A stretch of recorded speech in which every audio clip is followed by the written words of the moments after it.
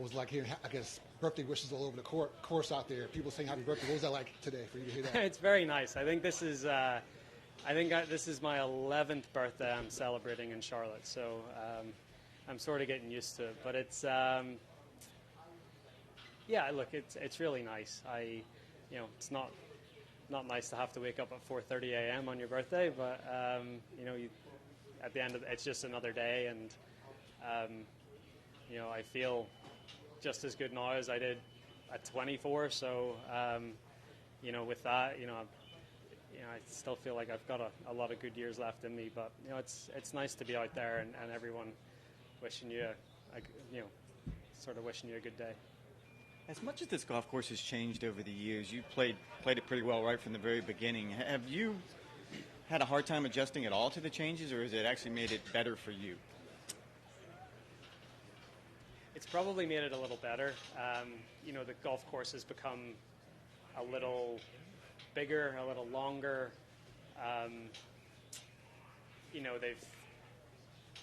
There's one less par 5, which probably isn't great for me, but then there's a couple really hard par 4s put in there. So look, I think it suited me both ways, but I've always had a level of comfort on this golf course, whether it was back in the sort of 2011, 2012 era, or sort of post PGA in 2017.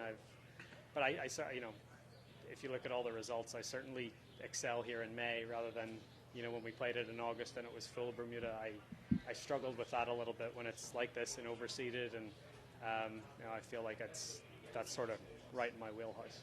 And the news yesterday that Ian and Lee and Sergio had resigned their memberships. As it applies to the Ryder Cup, do you have any thoughts on what that might mean going forward, because they won't be able to be captains or play? Yeah, I think it's a shame, right? It's a shame that you've got the highest point scorer ever in the Ryder Cup, and two guys that when they look back on their career, that's probably going to be at least a big chunk of their legacy is the roles that they've played in the Ryder Cup for Europe. And for those three guys to not captain Europe one day, it's a shame.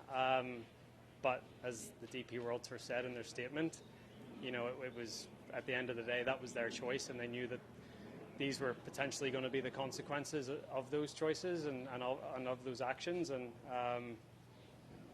here we are. But it's certainly a shame. Rory, you talked Tuesday night about getting that reset. How did it feel just to kind of get back out here? I know you usually take 3 weeks between.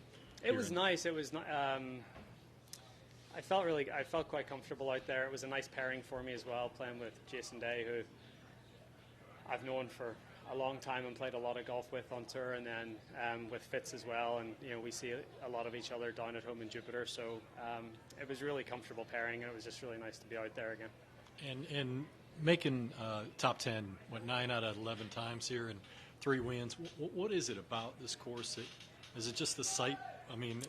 I feel relaxed here. I think you come back to the site of your first win on tour, and I've gotten to know the Harrises really well, and there's just a level of comfort at this golf course and at this club that I probably don't have any other venue on tour. So that's a big part of the reason.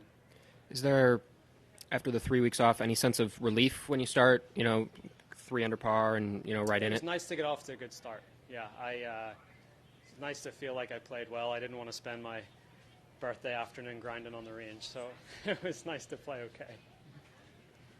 Appreciate it. Thank you. Were you just hoping on 7 that you could play it from there, or there was hazard or penalty area? Yeah, there was no white stake, so I wanted to ask the question. I felt like I sort of knew the answer, but I just wanted to get it verified. Roy, just one more on the birthday side. I saw you got a card given to you out there, ran over the ropes to pick it up. Is that a first for you, given a fan bringing something and you getting over to get it? And what was the content of the card?